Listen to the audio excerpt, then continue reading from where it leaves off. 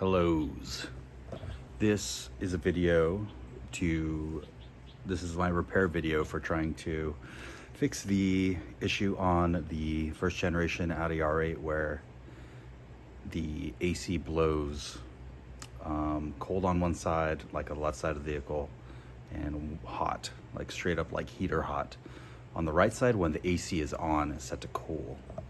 So, doing a bunch of research, it turns out that there is a valve underneath the vehicle right in the middle. Let's call it Mordor, and yeah, this needs to be replaced. So been researching for a while. I also found on a forum, well, here it is in the first place. This is the replacement part. As you can see, it says Bosch all over it, but here's the discount price. If you want to save a couple $100, just here's the information. I would just buy this. This is a direct replacement.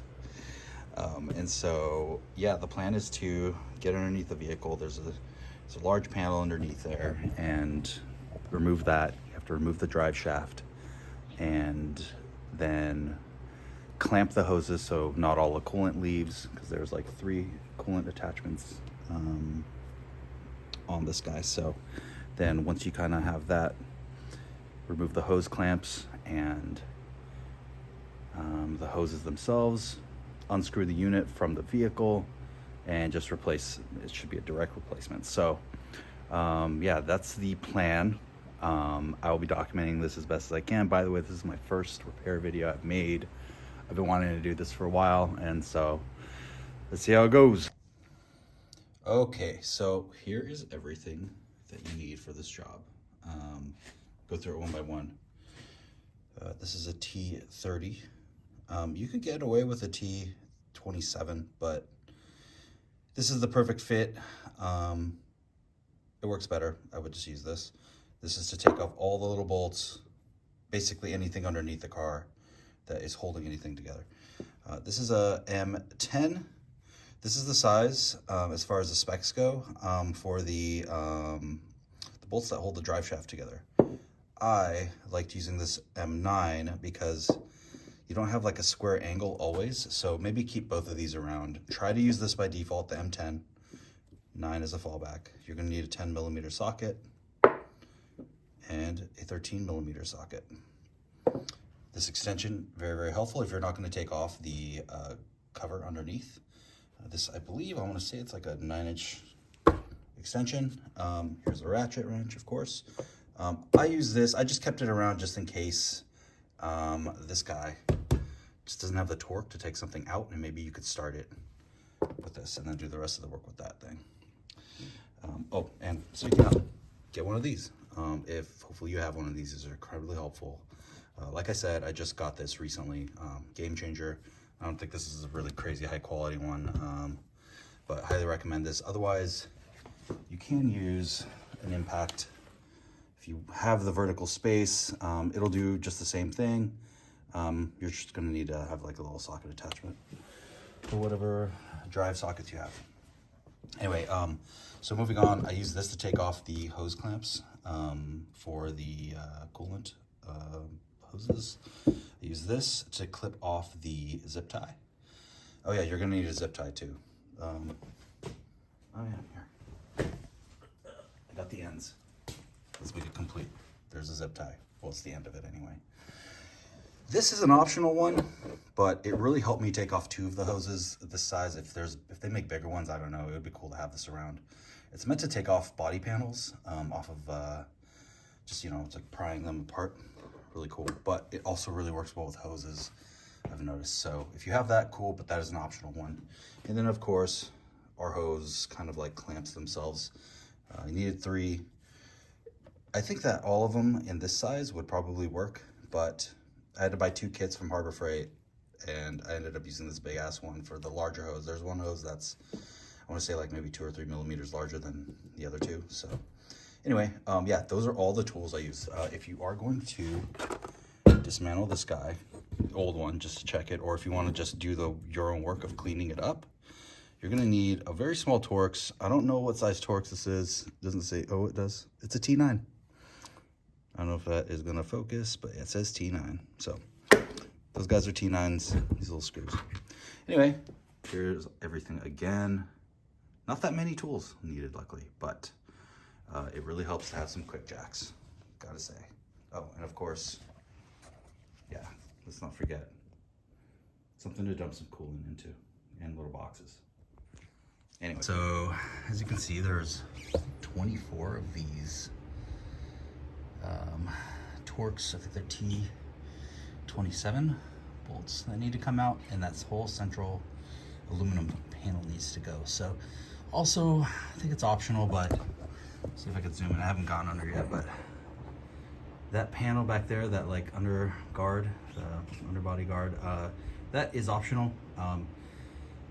If you want to take it out, I kind of avoid taking that out because it's kind of a pain in the ass to get back on. But if you have a couple of wrench extensions, you should be able to access the rear drive shaft bolts without removing that thing. But removing it would make it a little easier, but it's kind of one of those things where it's like, yeah, is it worth it? I don't know. But so far, no need. I did try a trial run on this whole project a couple weeks ago, so I am a little aware of what's going on there. So just to kind of like see the lay of the land, see what's going on. So yeah, I'm a little aware of what's going on, but yeah, it's optional. But anyway, let's get started on removing these here bolts.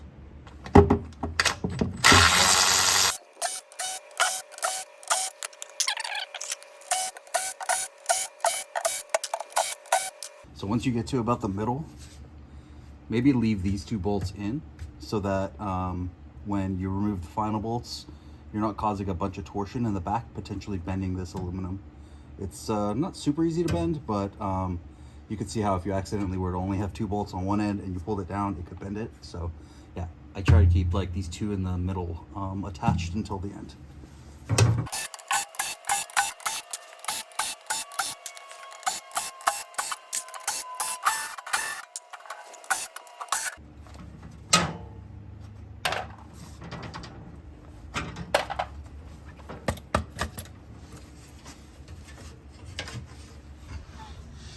Here we are. The valve thing is there. Kind of tough to see. It's not really focusing on it, but it's there. And you can see, I'll try to zoom out a little. Here's the drive shaft kind of support thing. Drive shaft connects back there. See, this is the underbody panel I was talking about removing. You can still access the drive shaft bolts down there. So sorry for the weird angle. But yeah, without it, but with some extensions. And then the front ones are right there. So all in all, the whole drive shaft, from my experience, needs to come out so that you can access, easily access all of the things you need to back there. Otherwise, there's no way, I don't think, to be able to do this. Okay, I just remembered a few things. So this actual panel back here, that's the front of the vehicle. This actually does partially need to come out. So there's a couple bolts here, like this guy, and kind of like to loosen it because you're going to be kind of pulling it down to remove the drive shaft. So it'll flex. It's okay. It doesn't break or anything. So I would recommend kind of like, it's like 5 or 6 of these Torx 27s that need to come out. Highly recommend pulling those out too. So yeah, I almost forgot last time I had to do that. But yeah, let's get started on removing this drive shaft.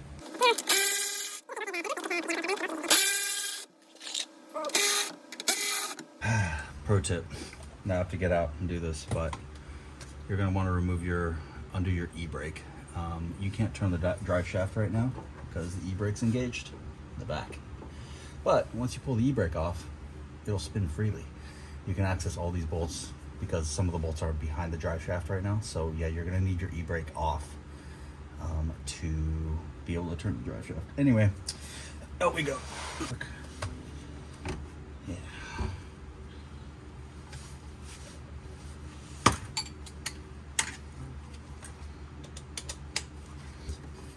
Not my favorite.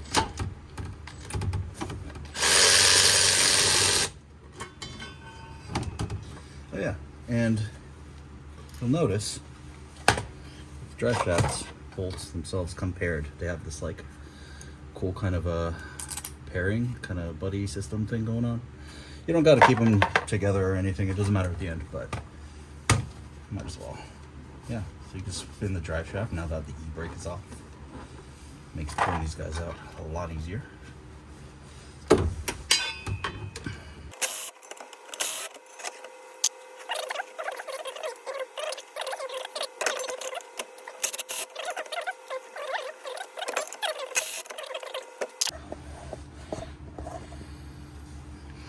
think so. Yeah, it's right in the middle there. Okay. Enjoy the view.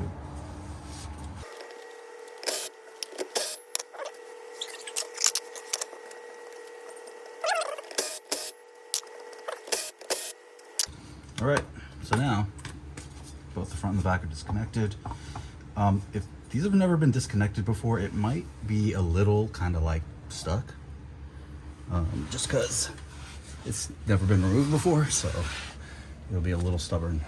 Okay, so the most stubborn part, speaking of it, is getting this. Let me see if I can capture it. The rear drive shaft needs to kind of come out. Okay. It needs to come out like towards the front and out, and it'll hang down, and you kind of need it, the flex here, to kind of it to hang down and go past these. I think that's some kind of a coolant pipe there. So once it gets a little past where it attaches, it allows the front to actually pull out enough for the whole thing to come down.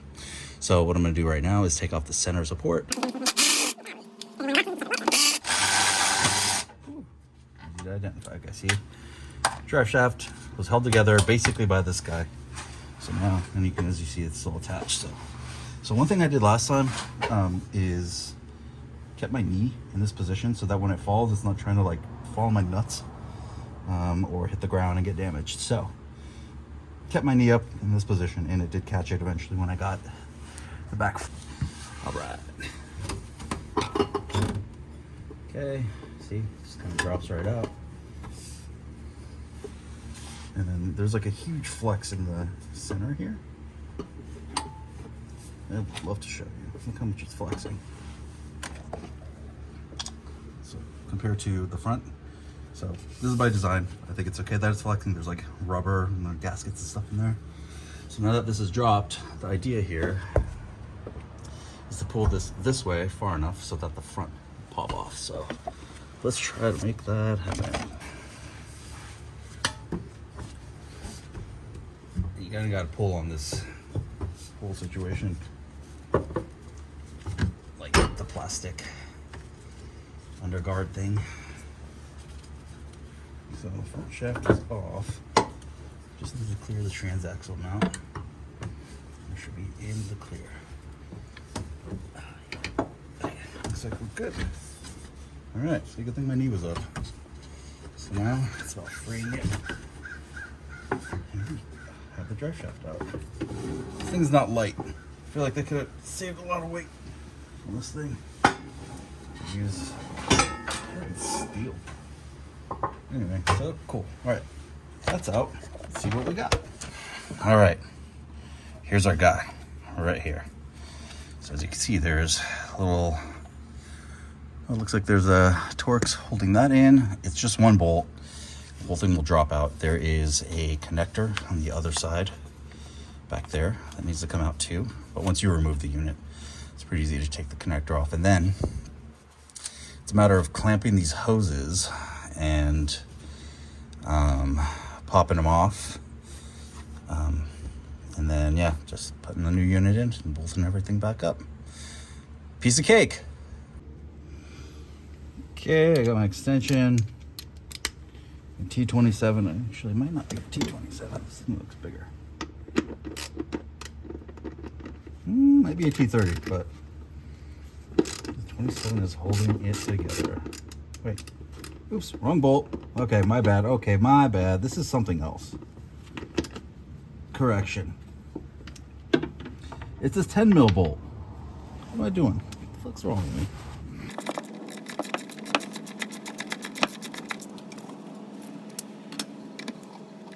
I don't know why I just did this manually. I could use the ratchet, but sometimes you gotta like suffer a little. I feel like that's a big part of all this. What I actually like to do is once I remove things and there's like a one-off bolt or something that's just kind of hanging around, I actually just like putting it back so I don't lose the damn thing. So you can stick it back there. Oh yeah, oh fuck, I forgot. Okay, there's also a zip tie right here holding this wire. So that's what the zip ties are for. Oh, okay, you just press here. Duh. Okay, cool. So yeah, now the next move is somehow, well, remove this zip tie. I gotta get out and get some wire cutters, but next move is clamp, clamp, clamp, the third one, probably just early enough, and so to minimize your loss of coolant, because yeah, and you're gonna need to top up some coolant, probably, maybe, depending on how much is in your vehicle at the time of doing the service or this job. Yeah, so gonna lose some coolant at some point. So I have a little bucket, like a fluids bucket that I've brought along as well. Anyway, yeah, let's clamp this bad boys up. Alrighty, we're back. I've removed the zip tie, and I'm gonna stick this cable, this like wire, with the connector just somewhere out of the way, because it is in the way. Just don't forget it later. I did forget it last time. So got it dangling. I don't know if it's out of view right now, but I got it dangling, so it's like you can't miss it.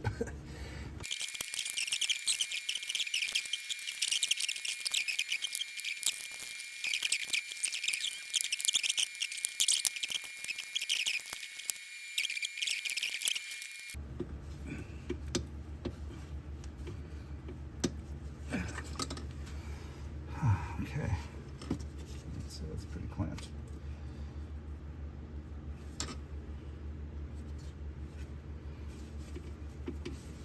All right, next move. Pop these off one by one. Looks like they're all pretty accessible. And then the coolant's gonna freaking go everywhere. It's gonna be great. Here we go.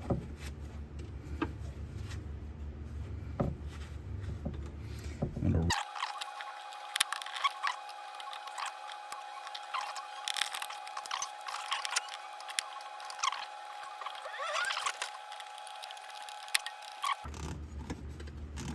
Let's go. All right, clamps for the win.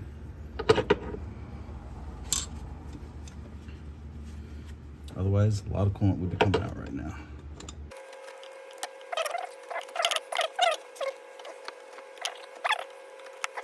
Go. Yeah, when these things work, it's amazing.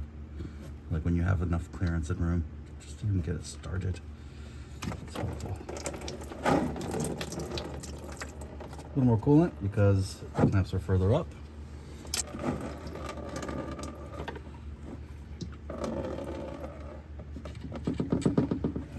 I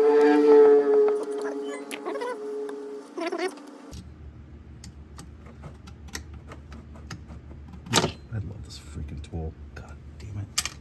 Oh, covered in the sauce. Okay, so finally got this thing off. I want to see what's going on in here. See if anything is indeed stuck. I just gotta find my other tool. Works, guys. Okay, it's coming out easy. Oh, that broke. Well, that's fun. Looks like I might be replacing this thing after all. What the fuck? Why? Huh. Super interesting. Alright, looks like I'm replacing it.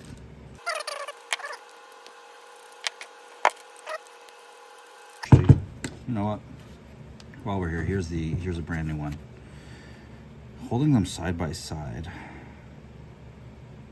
Trying to see if there are any differences. They are absolutely identical. These are made in the same factory, 100%. Slight differences in like the molding, but it looks like, as you can tell, these are freaking carbon copies of each other. Well, it's like a Ford part, but there's like Looks like there's a, nah, that's not an Audi part number or a Volkswagen Audi group part number. The only thing I'm noticing is the orientation for the Bosch is different. And it says made in France. Oh, they're both all made in France, but the orientation is different. See how these are like, the text is oriented this way and this one's like more horizontal. But anyway, let's see if we can see what's going on under here, if something is indeed off.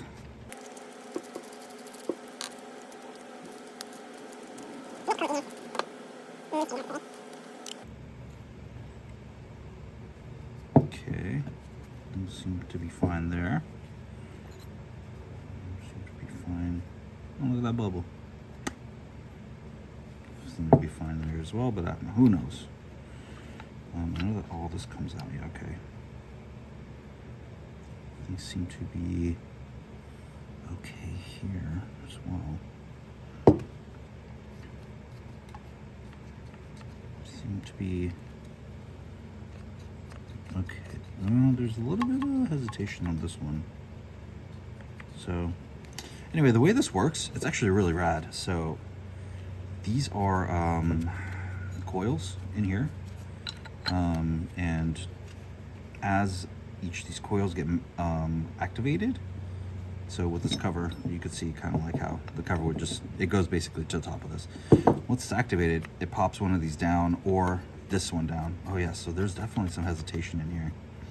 So it's all based on magnetism, which is really cool. And you get a lot of durability out of designs like that. It's like less mechanical, but it seems like there's definitely like not the best. So I think I have to kind of like take this apart and really clean it. It's basically whatever's going on in there. So you just, I feel the little friction. Like, actually, while we're here, let's just take this one apart. Just to sense the differences of the two and how they should be feeling. So I don't know about you, but I'm the type of, I guess, mechanic or engineer that just kind of like wants to understand as much as possible. This is just for me. I mean, it's self-satisfying, but just knowing, oh yeah, this thing is definitely messed up for sure. I mean, if you get clues, right? So like, let's say we pop this off and I'm pressing it and they feel exactly the same, then I'm gonna think maybe something else is going on with the HVAC in the car. I'm gonna be suspicious, you know? And so, and also I don't, it's a good way of level setting and not getting your hopes up, I guess. In general, I think it's a good mindset to not get your hopes up when you're like replacing a part that things are gonna work perfectly. I think we set ourselves up for failure when we do that too much. But like, I'm fully like convinced right now that just by replacing this, it's probably not going to fix my problem. And that's just a mindset I get through because it could be a couple things. And no, it's good to be realistic about it. So, okay. Pop these guys off. And it looks obviously a lot cleaner in here. Side-by-side comparison.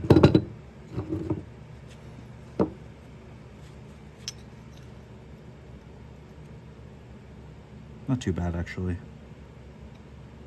I mean, there's just some coolant left in here. But I don't know, definitely looks brand new. Okay, let's see. Oh, yeah. This feels a lot different. Not a lot different. It's definitely smoother.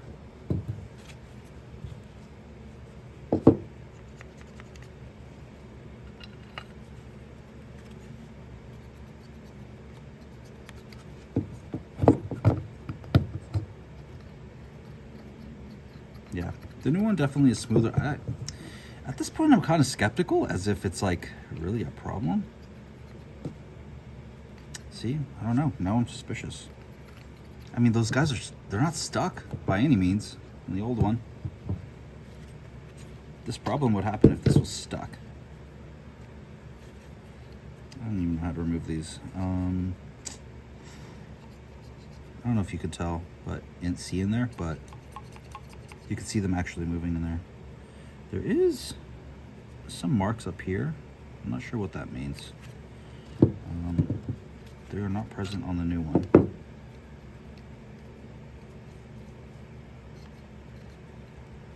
Could very well be it. I don't know. To me, it's kind of, I'd be surprised if these mechanisms were so sensitive and delicate that they would get stuck. But I could see if there's an imbalance in the coils, and if those were like, for example, like slightly like this way, it's not really trying to move. So they have to be perfectly centered. And something was stuck anyway. Anyway, yeah, doesn't feel super great. The new ones feel better. It's not like we have a choice anyway. I freaking stripped a bolt on this thing, or broke a bolt. So we'll just throw that aside, pop this thing back together, get back into the car, and yeah. Okay, cool. This looks right. Okay, let's go in reverse order. Yeah, that's why. Okay. Please go in easily. Ah, look at you. You're so nice. Thank you for being easy.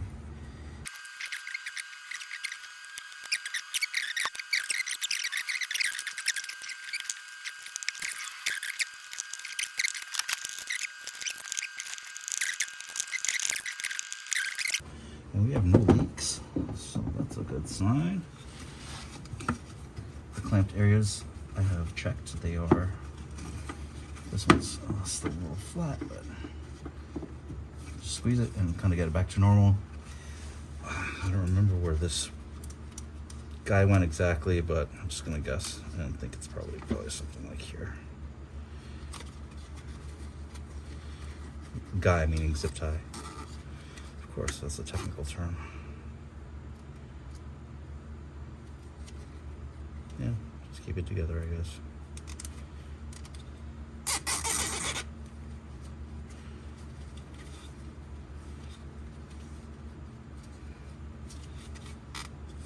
Don't need to go super tight with it, I don't think. It's just kind of there to hold things in place. All right. Cool. So this is officially back together. Well, kind of. Oh shit. I'm just gonna pop this 10 mil back on and get it back into place officially. Cool. And then where did the wrench go for that?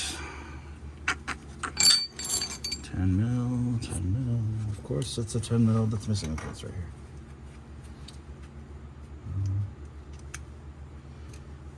Get it started by hand.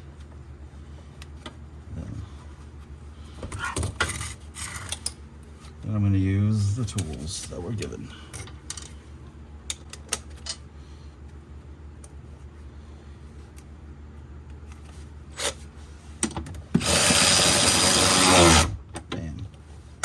All right, now we'll test this thing out.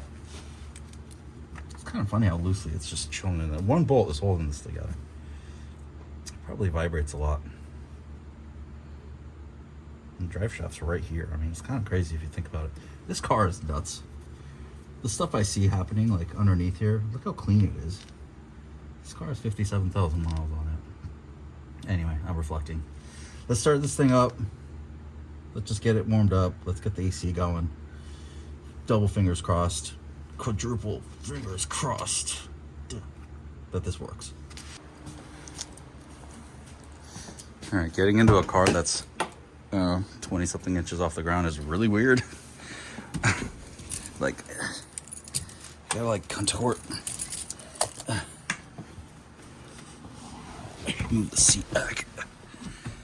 Anyway, I kind of wanted to show you guys what this sounded like anyway. I love this freaking car.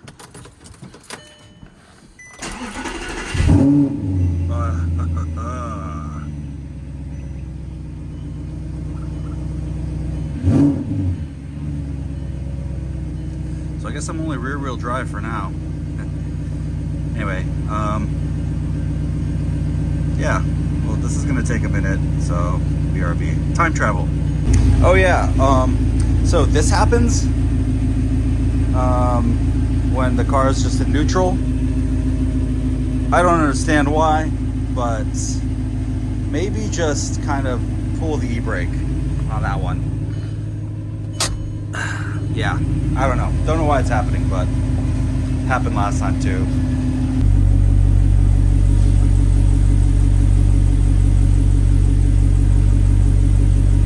So what I did was I did run a test to see if it was blowing cold air, and it was. So that's great. It looks like I have a pretty good, I mean, like I said, I think I'm gonna expect it to not work properly, but sitting here on the lift, I got it to operating temp, and it seemed to be blowing cold air on both sides. If I'm driving around and that is not the case, something else is going on, I am skeptical, because that thing, the old unit, it didn't look too bad. So another thing to note is I didn't record anything putting it back together. It's just reverse of taking things apart in the same order.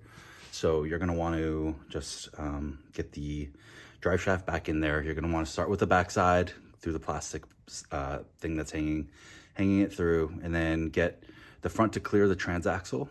And then what I started this time with was the center kind of mount. There's like that mount right in the middle. I bolted that, and it just kind of like secured things into place, and then it allowed me to get all of the bolts for the drive shaft in. From what I gather, those need to be torqued to 55 nanometers. And I couldn't find anything specific for the R8 for my searches. I was kind of lazy. I didn't dive in too deep. But from other vehicles, it looks like it's 55 nanometers. I tightened the hell out of it myself, but without over torquing it. And I think I'm just gonna roll with that.